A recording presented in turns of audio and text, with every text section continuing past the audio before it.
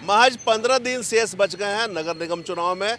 ऐसे में प्रत्याशियों ने कवायद तेज कर दी है और कमर कसकर उतर चुके हैं मैदान में। अगर हम बात करें तो आज सिंबल भी मिल चुका है और जनसंपर्क अभियान भी शुरू हो चुका है। हमारे साथ अभी मुकेश पांडे जी हैं जिन्हें सिंबल भी मिल चुका है और आज यहाँ पर ये रंधिरवा चौक के पास जनसंपर्क अभियान कर रहे हैं। हम सीधे उन्हीं से जुड़ते हैं और जानते हैं आगे क्या कुछ प्लान है। मुकेश जी, आज सिंबल भी आपको मिल गया है और जनसंपर्क भी कर रहे हैं, क्या सिंबल मिला है आपको? नारियल फॉर्म क्रमांक नंबर 15। शनिवार दिन है, हनुमान जी की कृपा से, शनिदेव भगवान की कृपा से, श्री हरि की कृपा से सिंबल मिल गया है और हम आश्वस्त हैं। विगत 30-35 वर्षों से। अच्छा, एक बात बताइएगा, आपको आप चाह रहे थे कि ऐसा सिंबल आपको मिले जो आपके मतलब अनुरूप हो? ईश्वर की इच्छा है, ईश्वर चाह रहे हैं, धनबाद की जनता चाह रही है। एक चीज़ और हम समझना चाहेंगे, चुनाव में आप खड़े हो गए हैं मेयर प्रत्याशी के रूप में, ये बताइए जनता आपको वोट क्यों देगी? बहुत अच्छा सवाल आपने किया। बाल्यकाल से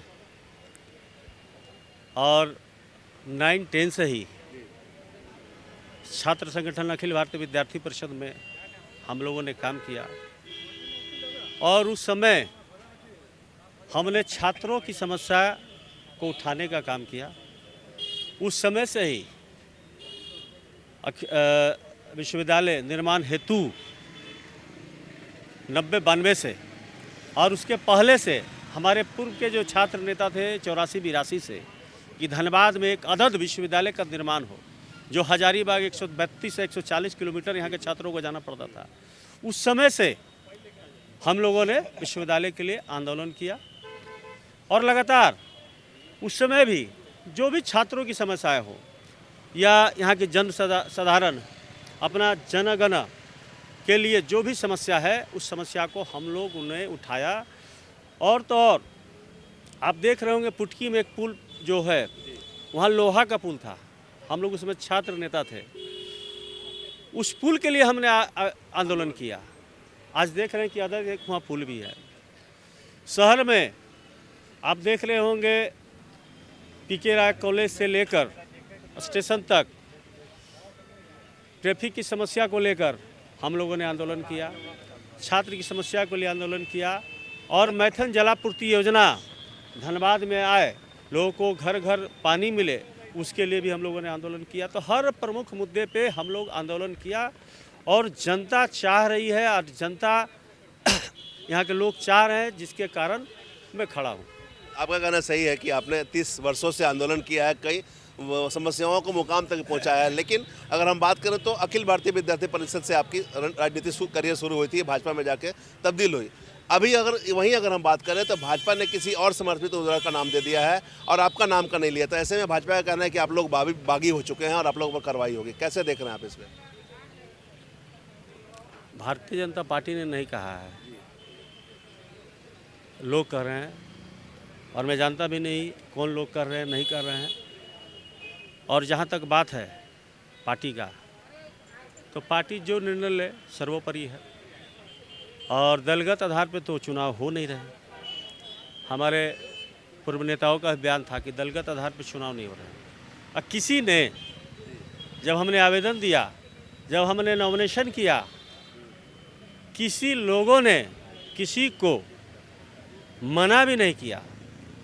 ये फैसला तो उस समय होना चाहिए था जब हमने बाज़ाब्ते आवेदन दिया कार्यालय में और सभी जिले के अपने सम्मानित पदाधिकारी हों, प्रखंड अध्यक्ष हों, मंच मोर्चा के अध्यक्ष हों, सभी लोगों ने, सभी से 3 नाम मांगा गया था।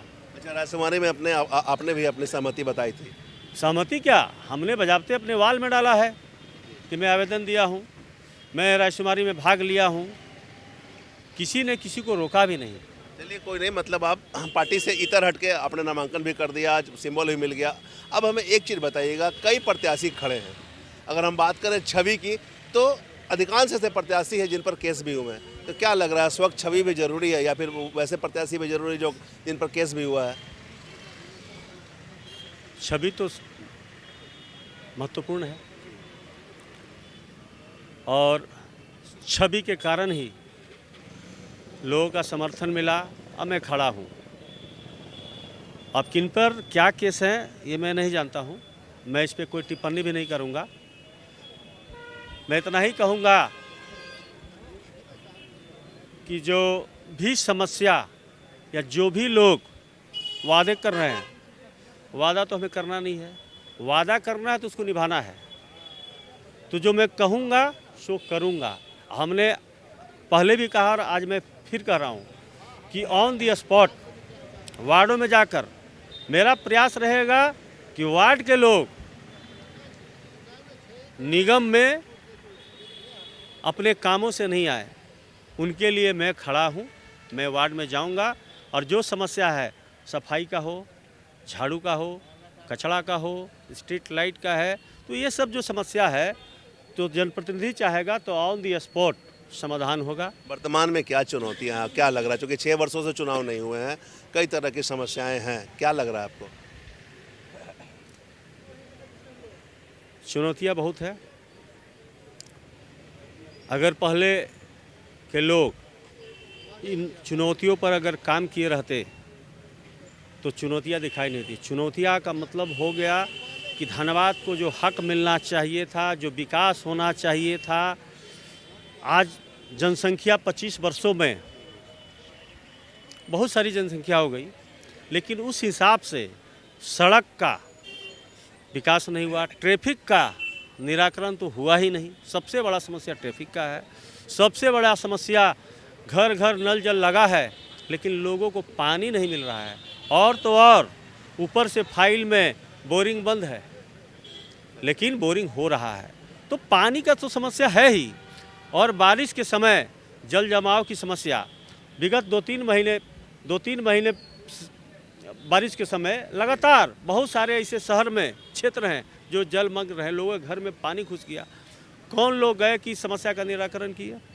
तो वो करना था, खड़ा होकर करना था कि जब तक नहीं होगा जनप्रतिनिधि वहाँ से नहीं हटे। 6 वर्षों में तो चुनाव भी नहीं हुए ना, तो कौन समस्या का समाधान करता है? उसके पहले तो करना चाहिए था। नया समस्या तो नहीं है जल जमाव का। और तो और होल्डिंग टैक्स, आपके पास जो निगम का बिल आता है, निगम प्रत्येक वर्ष अगर आप नहीं देते हैं समय पर बिल तो ब्याज लगता है। हम ब्याज क्यों दें? अगर हम पानी का, शौचालय का, सफाई का सब कुछ आप ले रहे हैं, फिर अलग से यूजर चार्ज क्यों ले रहे हैं आप? और तो और खाली ज़मीन पर निगम में टैक्स बांध दिया, तो ये तानाशाही है। खाली ज़मीन पर मैं टैक्स नहीं लूँगा। जो होल्डिंग है जो हमारी जनता अपने गाढ़ी कमाई से दे रही है, उस हिसाब से अगर आपको शौचालय साफ कराना है तो अलग से हमें पैसा देना पड़ता, हम क्यों देंगे? अच्छा ये बताइए, वर्तमान में टक्कर में कौन है आपके सामने? ये आपने बड़ा सवाल किया। मैं जब खड़ा हूँ और लोग हमारे साथ में हैं, यहाँ के लोग हमें चाह रहे हैं, तो टक्कर की कोई बात नहीं है।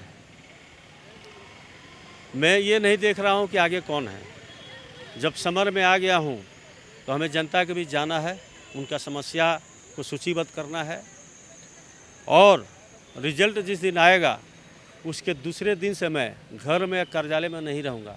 मैं वार्डों में जाकर सूची बनाऊँगा, उनका क्षेत्रफल बनाऊँगा। उस वार्ड में तालाब मृत है उनको जिंदा करूँगा, कुएँ मृत है उनको जिंदा करूँगा। अगर चापाकल है, अगर पानी का स्रोत है तो उसको लगाने का काम करूँगा। और 2 समय कहीं कहीं आप देख रहे होंगे कि हज़ारों कनेक्शन है, लेकिन किसी घर में आधा घंटा भी पानी नहीं जाता है, तो पानी देने का काम करेंगे। अच्छा, धन बल बाहुबल ये असर डालेगा कुछ चुनाव में? धन बल की जहाँ तक बात है तो हमारे अंबानी जी प्रधानमंत्री रहते, नरेंद्र मोदी जी नहीं रहते। तो जन बल अलग है, धन बल अलग है। अब बाहुबल, तो बाहुबल को लोग नकार देंगे। यहाँ के धनबाद की जनता, निगम के लोग बाहुबल को नहीं मानेंगे। आपने तो पहले ही कहा कि बहुत सारे लोगों की आपराधिक जो आया है, ठीक है, तो जनता तय करेगी किसको चुनना है। एक चीज़ और बताइएगा, आप घूम भी रहे हैं लगातार, महत्वपूर्ण समस्याएं क्या आ रही है छन कर आपके कानों में कि ये बहुत बहुत ही जटिल और महत्वपूर्ण समस्या है? सबसे महत्वपूर्ण समस्या पानी है। इससे लोग त्रस्त हैं। पानी सबसे महत्वपूर्ण समस्या है।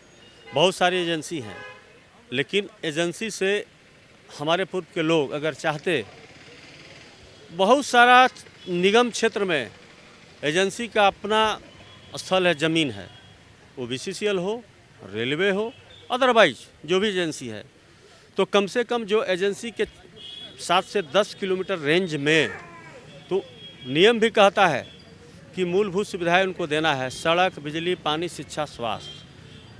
और जो पोल्यूशन हो रहा है तो उसको रोकने का काम करेंगे। पोल्यूशन की स्थिति भी दिन पर दिन खराब हो रही है। हमारी रैंकिंग कभी धनबाद पूरे भारत में रैंकिंग अच्छी नहीं रही है, तो हम काम करेंगे तब तो रैंकिंग अच्छा होगा। हम पोल्यूशन को रोकेंगे तब रैंकिंग अच्छा होगा।